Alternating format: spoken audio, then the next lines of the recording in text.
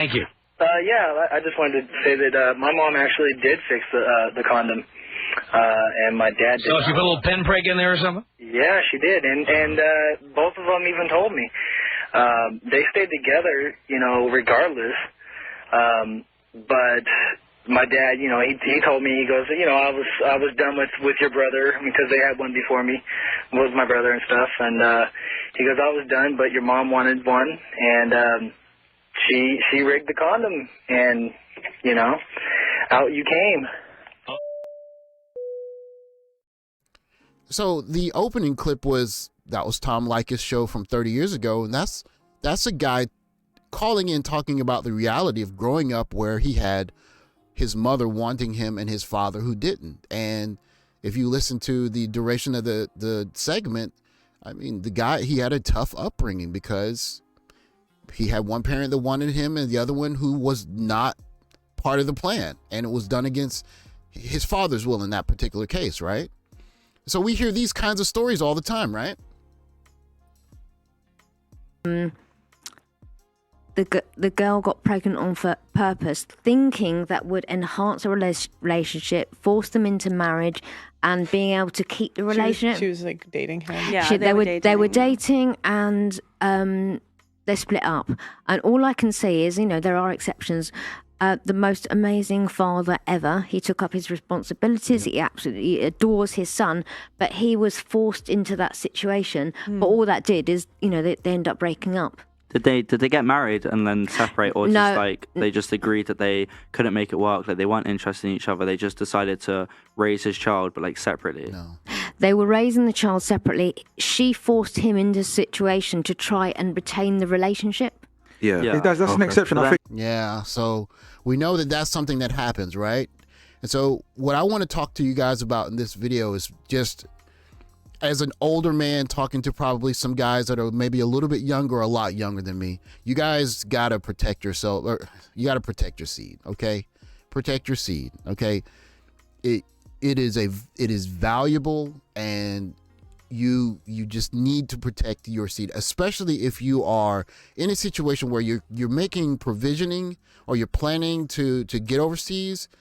If you get yourself in a position where you have an obligation that is legally binding before you leave, it's gonna have a big impact on not only if you can go or not, but if you do go, how you can have what kind of life you can have after you go there. So I want to talk about that in this video.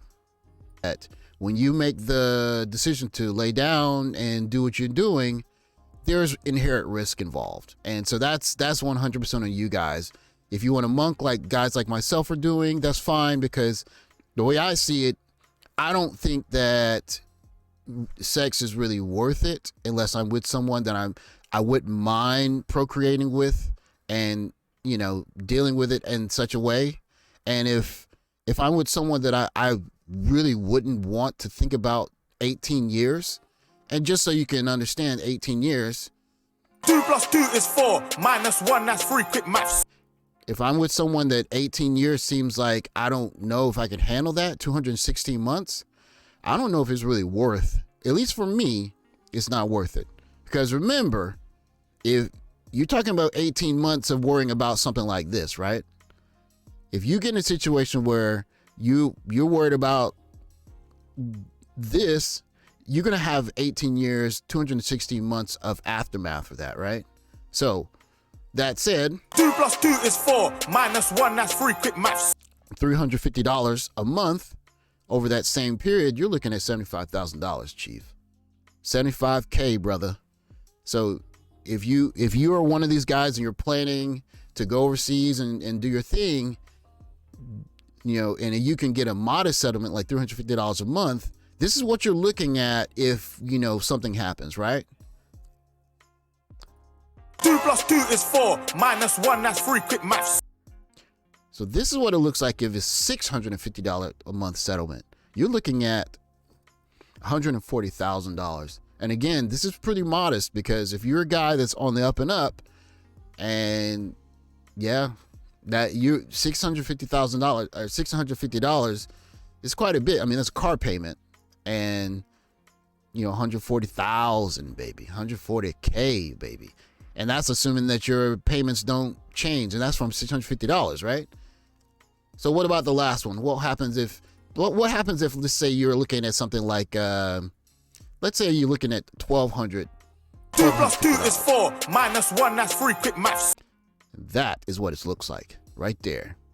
So if you're thinking about, going overseas and you kind of, doing the rotation thing and all of that, I want to leave those numbers there for you so you understand what those look like, because you can think about what you could do with that kind of money as opposed to a night of, fun and pleasure and all of that stuff. That's the math. This is not emotion. That's not feelings. That's the math right there. I got one more thing I want to talk about for you guys, so stay tuned. So what I want to talk about last is any person that's traveling overseas, you definitely need to be aware of your rights in all kinds of aspects, but specifically as a parent. And so if you are of the age that you can have children, you should definitely know about the Hague Convention. So I'm gonna hide my face so you guys can see this. This is the Wikipedia entry for it. So the Hague Convention on Civil Aspects of International Child Abduction, or Hague Abduction Convention, is a multilateral treaty that provides an expeditious method to return a child internationally abducted by a parent from one member country to another. And so this is an agreement made in 1980, and you can see from the map, and I'll make sure I'll put this link in instructions so you can see it, but if you are in countries that are signatories of this treaty, then you have rights parentally that you should certainly be aware of. So just to kind of loosely explain it, because I'm not an international lawyer or anything, but basically if you are one parent, if you have a living agreement in one of the member countries and you both are living there, maybe one as a citizen and the other as a permanent resident or a semi-permanent resident, and you have some kind of agreement, and one parent decides to take the child back, you could be subject to this treaty if both members are treaty signees, right? And so basically, if the child is under 16, you're traveling to both one state that you're leaving a state that is a signatory and you're going to another state that's a signatory, and one of the parents does not consent to that child being taken, then you could possibly be, you would have rights under this treaty. So for example, if you have let's say that you're a resident in, I don't know, let's say, I'll say Brazil, I'm not sure, but I think, let's take a look. So Brazil is states that have acceded to the, let's say Argentina, because Argentina and America both are signatories of the treaty, right? Are states that have signed and ratified the convention. So if you're living in Argentina and let's say that you want to take your child back to America and your wife, who is an Argentinian citizen, doesn't agree to it, you can be prosecuted in America for abducting that child. Okay, so you would need the approval of the home parent in that case to make sure that it's okay for you to take that child back to America with you, and vice versa. If you're in America and your Argentinian wife decided to do that, you would be the same shoe on the other foot. So you definitely want to take note of which countries are signatories to this treaty before you, especially if you do something like maybe you get married, or even if you're a single, you involve a child, you create a child and you're not married, you're still going to have some rights depending on which country you are. So definitely, if you are someone who's going to involve parental rights in a foreign country with a foreign national, definitely do some work in terms of the Hague Convention and international child abduction, because this is something that could save your relationship with your child if you are aware of it.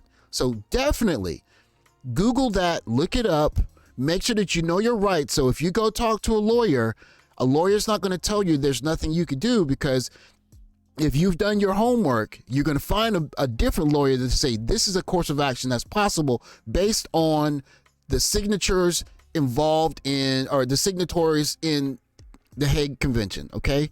So definitely, I implore you to know your rights in terms of the Hague Convention. If you decide to have children, if you decide to get married, you're going to have some rights, depending on which state. Some states you won't have them. Know your rights.